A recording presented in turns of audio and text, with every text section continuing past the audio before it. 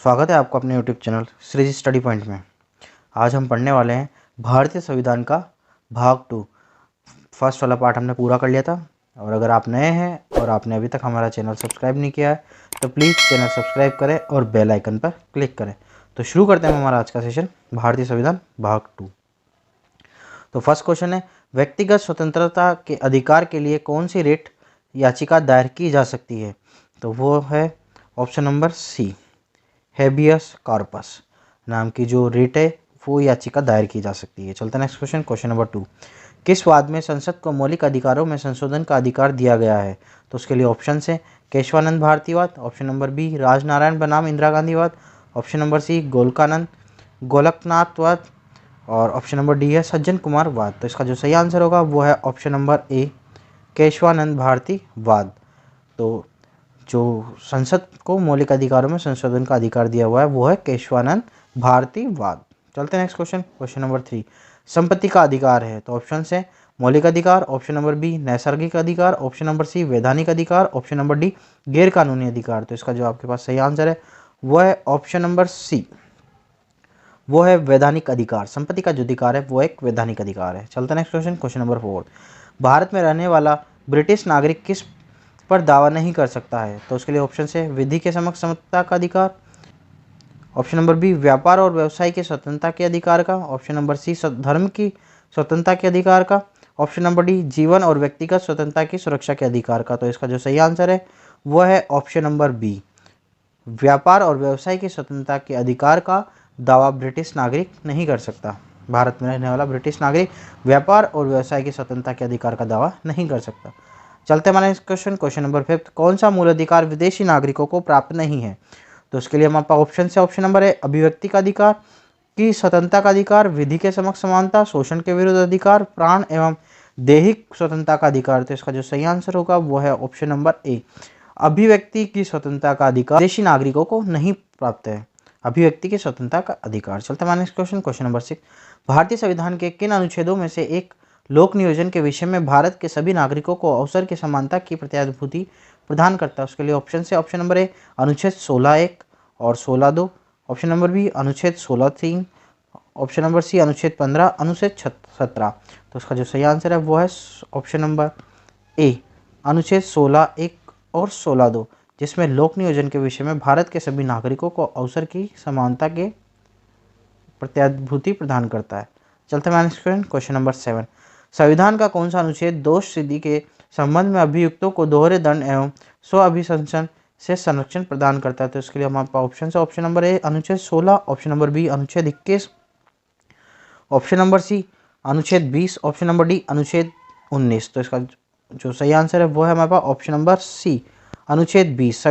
जो अनुच्छेद 20 है वो दोष सिद्धि के संबंध में अभियुक्तों को दोहरे दंड एवं स्व अभिशंसन के संरक्षण प्रदान करता है। चलते हैं नेक्स्ट क्वेश्चन, क्वेश्चन नंबर 8। कौन सा प्रस्ताव संबंध संघीय बजट से है? तो इसके लिए ऑप्शन से कटौती प्रस्ताव, ध्यानाकर्षण प्रस्ताव, निंदा प्रस्ताव और स्थगन प्रस्ताव। तो इसका जो सही आंसर है वो है ऑप्शन नंबर ए, वो है कटौती प्रस्ताव। जो कटौती प्रस्ताव है वो संबंध संघीय बजट से है। चलते हैं नेक्स्ट क्वेश्चन, क्वेश्चन नंबर 9।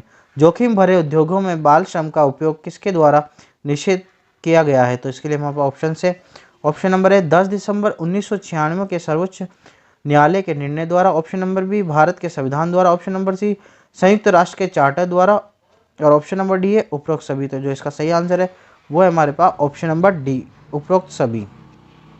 10 दिसंबर 1996 के सर्वोच्च न्यायालय के द्वारा भी जो बाल श्रम का उपयोग जो निषेध किया गया है वो किया गया है भारत के संविधान द्वारा भी और संयुक्त राष्ट्र के चार्टर द्वारा भी। तो इसका जो सही आंसर है वह है उपरोक्त सभी।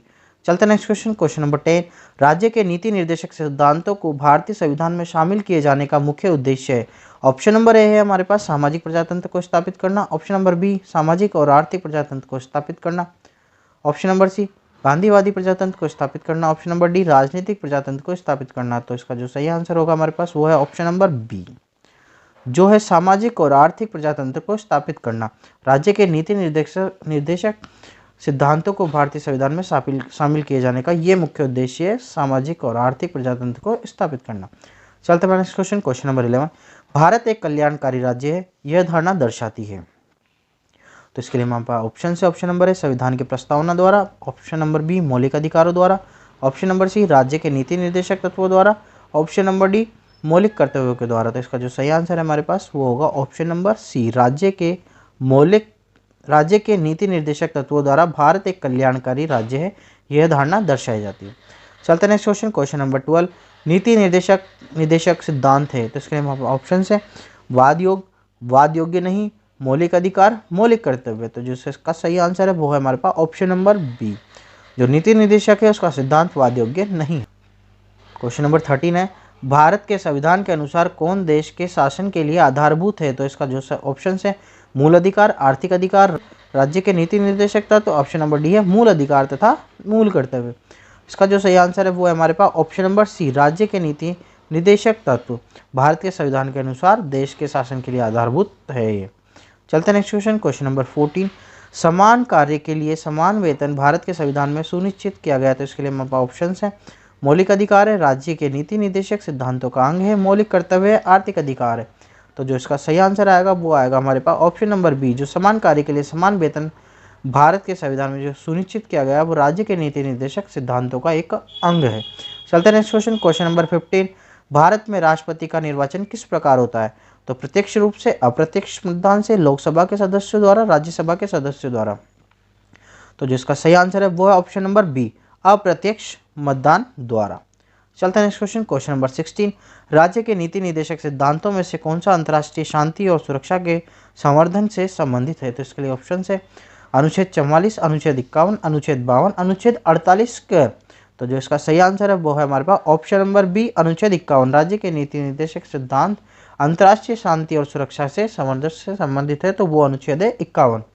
चलते नेक्स्ट क्वेश्चन, क्वेश्चन नंबर 17, भारतीय संविधान का कौन सा अनुच्छेद राष्ट्रपति के पद के लिए पुनः निर्वाचन निर्धारित करता है। तो ऑप्शन से अनुच्छेद 51, अनुच्छेद 57, अनुच्छेद 54, अनुच्छेद 52। तो जो इसका सही आंसर है वो है हमारे पास ऑप्शन नंबर बी, अनुच्छेद 57। अनुच्छेद 57 द्वारा भारतीय संविधान के जो राष्ट्रपति पद है उसके लिए पुनः निर्वाचित निर्धारित करता है। चलता है नेक्स्ट क्वेश्चन, क्वेश्चन नंबर 18, अगर भारत के राष्ट्रपति के चुनाव में कोई विवाद है तो उस विवाद को सौंपा जाता है। तो ऑप्शन नंबर है भारत के महाधिवक्ता को, संसद को, भारत के सर्वोच्च न्यायालय को, या इनमें से किसी को भी नहीं। तो जो इसका सही आंसर है वो है ऑप्शन नंबर सी, भारत के सर्वोच्च न्यायालय को।